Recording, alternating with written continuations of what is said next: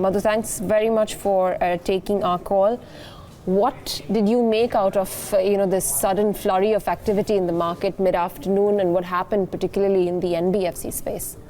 So, to me, I'm very clear. It doesn't look like systemic or any real fundamental big flaw in the system for this kind of panic to happen, but definitely looks more tactical and technical in nature, wherein a lot of speculative positions because of margin call, etc., would have got unwounded.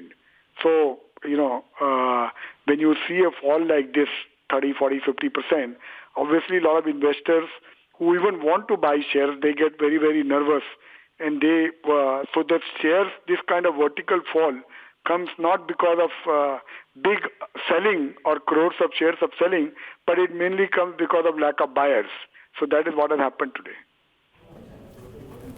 Madhu, good afternoon. Neeraj here. Would you believe that this would be short-lived? Because frankly, the last few days, we've charted our own course on the downside while the world markets actually have been supportive on the upside. So there are these specific instances, maybe due to the SEBI move, maybe due to the RBI move or otherwise, that specific instances are kind of pushing back select pockets and thereby the sentiment as well. So I would say, Neeraj, that whenever a vertical fall like this happens, you have to be watchful that you don't trade aggressively, that saying that I will get an exit or I'll make money in 5 days.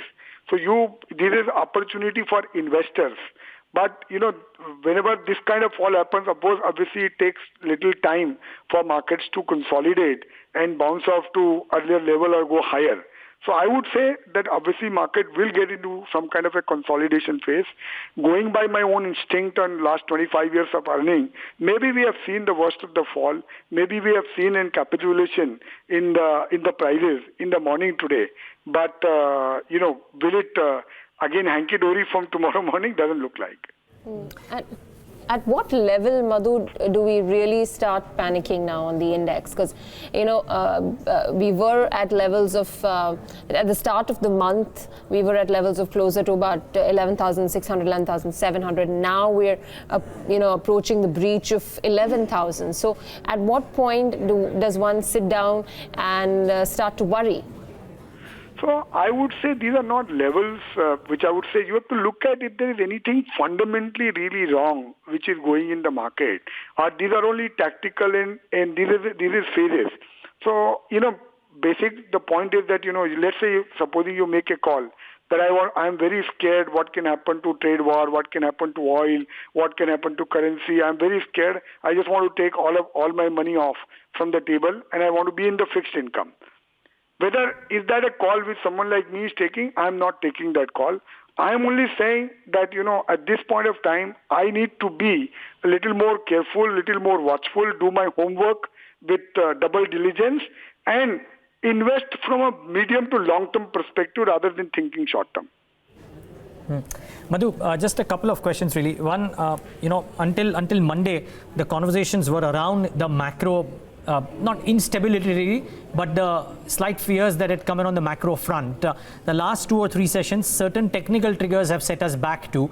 Does the extent of the fall from 11,800 to about 11,100 odd right now, and if it continues to be a bit more, which is to the tune of about 7-8%, par for the course, or would you believe it's been a bit exaggerated? No, I think it's part of the course. I would say the way the markets had risen, from let's say 10,000 to 12,000, and the markets have gone up nearly, so many stocks have gone up multiple of 100%.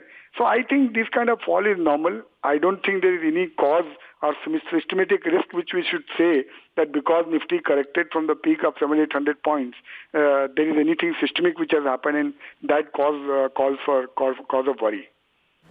Sure, it may not, but it's just, sometimes the pace at which things happen, raises a few red flags. I mean, on days you've got Nifty giving cuts of 1.5% over the last few days, and it's been a pretty drastic drop at a very fast rate. So that's probably something. That is what I'm saying. That you have to be long-term in your nature. You have to do systematic investing. You have to only buy as much as you can hold for a period of 3-5 years.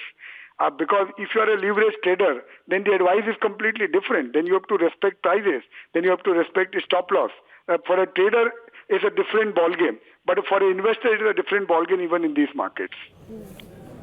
Those highly valued stock, those high valuation stocks, which everyone was talking about up until a few days back, have corrected. Valuations have come off. Does one start looking at them again? No, I wouldn't say that, ma'am. That is one trade which at least I've been avoiding for last 6 months, because there is a huge concentration on quality which had happened in the last 3-4 years. People are willing to buy good franchises at any valuation, and there is significant ownership in some of those pockets. So those are the things which I would avoid. Not because they have fallen they have fallen from the peak 7, 8, 10%. That is not a reason to go and buy those companies. Madhu, one final question from my end at least. I think something that stays put for the next 3 months at least, if not the next 9, is volatility. Do you reckon that there is a higher probability of a downward bias accompanying this volatility? Or are you more sanguine about the prospects? Volatile we may be, but the chances of an upside over the course of the next 6 months are more higher than the downside. Which camp are you in? I would say volatility is there, and my bias is for the broad market. There might be a downside in the market. I would not rule that out. But remember one thing, that volatility is the biggest friend of an investor. As long as you can analyze what is the difference between risk and volatility. So if you know this particular thing has become volatile, but it is not very risky as an investment, then you can be on the right side of volatility and make that extra return. Madhu Kela, so special having you today. Thank you so much for taking the time out and being with us.